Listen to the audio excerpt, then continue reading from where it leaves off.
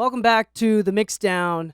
We're taking a look at another song, another 2-track.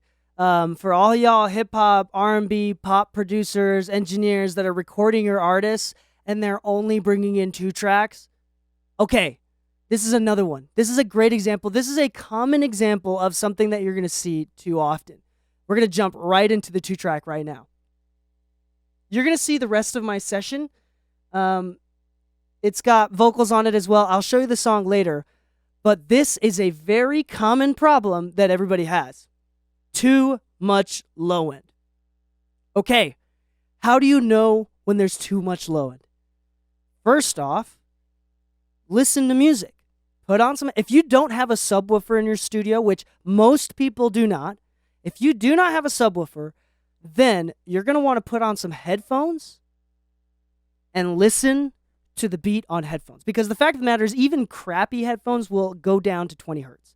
Your HS8s, the 8-inch really nice ones, are still really only going to go down to 60, 40 hertz. 40 is like the lowest. Ain't nothing going to go down below 40 hertz, especially now without losing a ton of signal. So I will say, listen to some songs on Spotify, compare, reference, see what everybody else is, understand how much flexibility you have in the low end. Because the fact of the matter is, sometimes you want songs with more low end, and sometimes you want songs with less low end.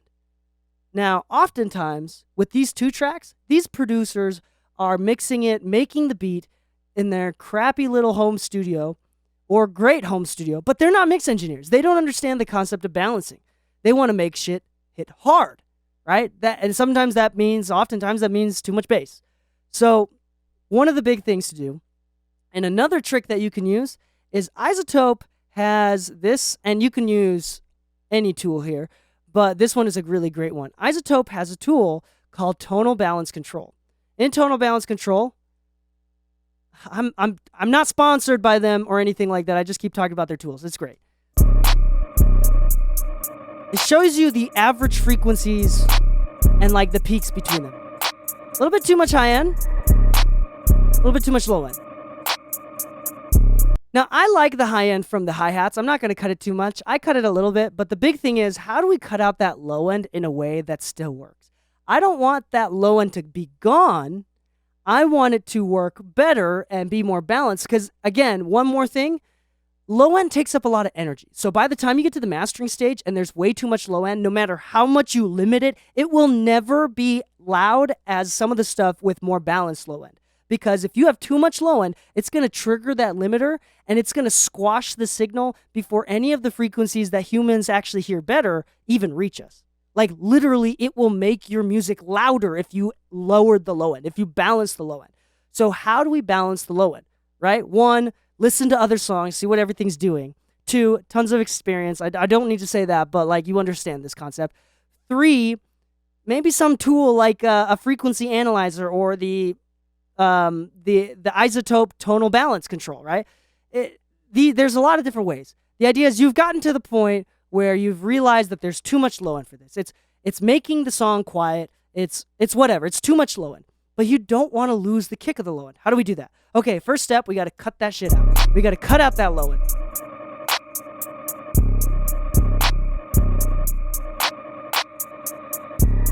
Okay. I do a high pass filter here. High pass, 24 dBs per octave, 24 hertz. Anything below 25 hertz and below, you kind of don't need. I oftentimes put in hip hop pop music, I put a low pass filter anywhere between 20 and 28, kind of a thing. Just somewhere around 30 is the high end. With more rock music stuff that's less low end heavy, it's going to be a little bit higher maybe. But in this case, I don't want to cut it out. I just want to balance it, take out all the unnecessary and unheard frequencies out. And more importantly, I'm doing a low shelf 6 dBs. I'm cutting a hell of a lot of low end.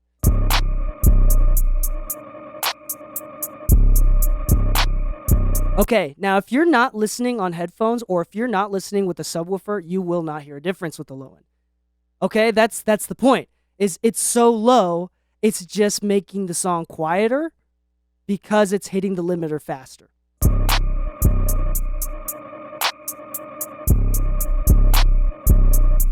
Now you should be able to hear a difference. I have a subwoofer underneath my desk. I'm feeling the difference in the rumble. And also because I listen to a lot of songs and I know what the balance is, I know what the expectations are, I know what I'm competing with. I cut it out enough where it's still got that low end rumble, but not too much. It's not shaking anything. Another 2K boost with a wide band to get that snare to pop out a little bit more. Here's what that sounds like.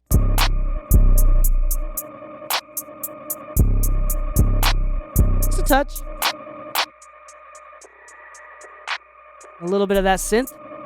And then I'm cutting out the hi-hat just a little bit. Just a tiny touch, 1.5 dBs.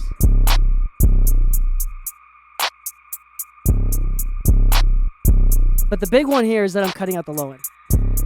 Okay, in mastering, you don't want to EQ that much. They say the common term for mastering is 3 dBs. If you have to add or cut anything more than 2 or 3 dBs, you're doing too much in the mastering phase, right?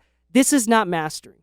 The mindset is similar, like I said in the previous video, but this is not mastering. You can do way crazy EQs if you want, and I will show you other songs where I've done crazy EQ.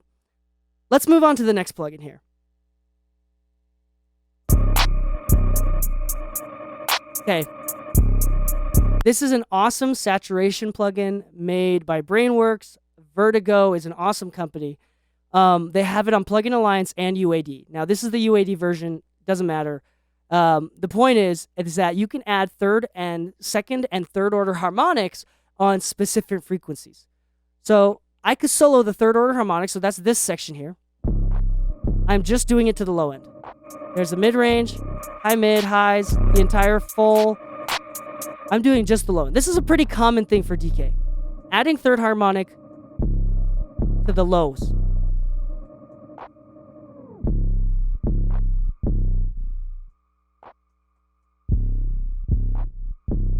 See what I'm doing? Now I'm making the kick drum punch, and I'm making the low end, the bass, be heard by adding frequencies above it. Okay, next. Second order harmonics on the mids.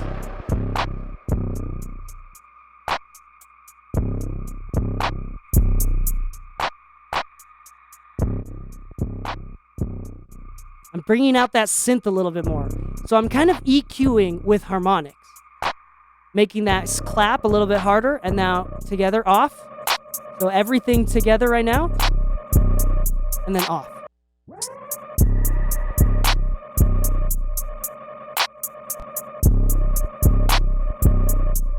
Very subtle. I'm adding the saturation to the low end to make sure that the low end is heard, so it's still bumping and people can hear it and people can feel the low end by adding saturation, just a touch. And adding saturation to the mids to make the mids more clear. To bring out the mids. And together with the EQ and the saturation together. Everything off.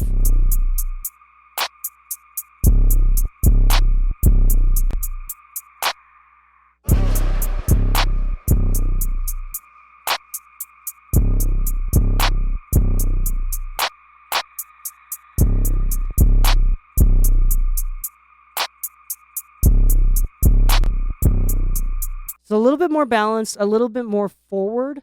I have the tonal balance control here. Look at the difference. You're going to be surprised. So that's everything off,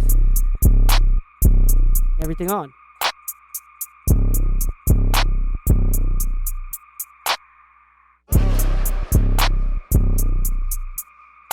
Let it work. It's more long form.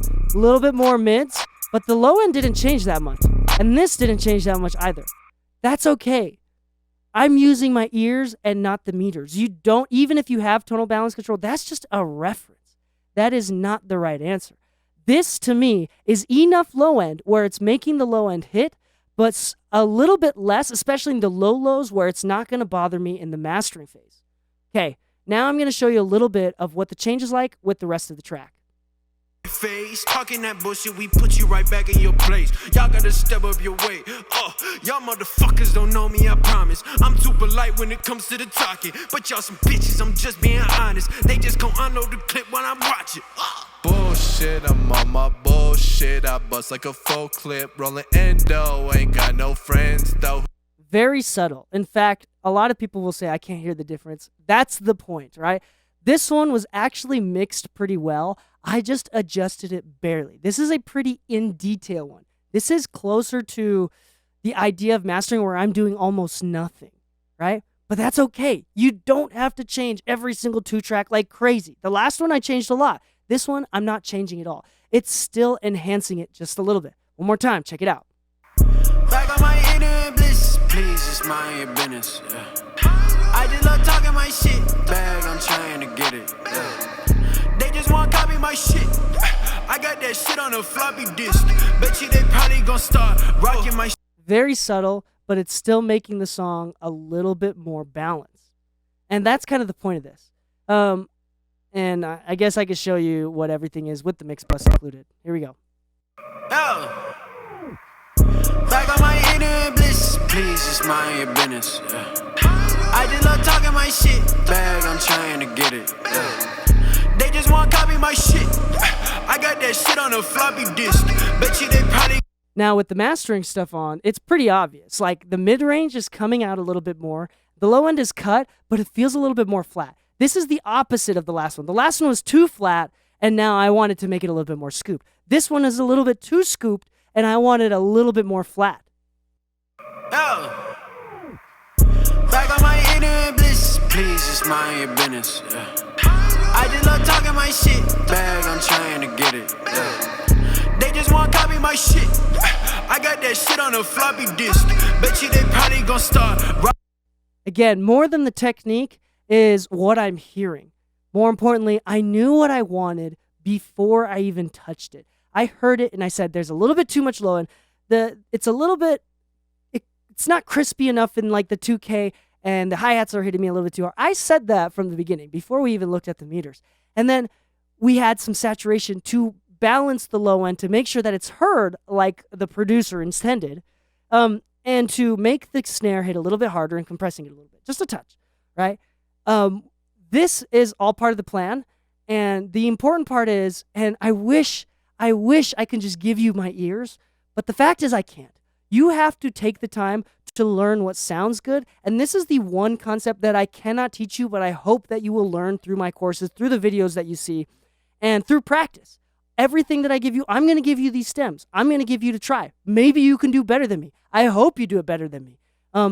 And if you download the stems, which you can pay for and practice on, send it my way, and let's compete a little bit. If you make it better than me, I will give you a DK thumbs up. I was going to bet some money, but I wouldn't be surprised. And better is very, it's a very opinionated answer. So there is no one mix that's going to be obviously better. Also, I don't want to incentivize you to beat me. I don't know. That sounds bad, but you can pay for the course right now, which is on my site, store.dkmixes.com, to get the actual stems for all of these videos that I'm making. Get the actual stems, download practice, send it to me for feedback. Let's compete a little bit. Thanks for watching. I'll see you on the next Mix Breakdown.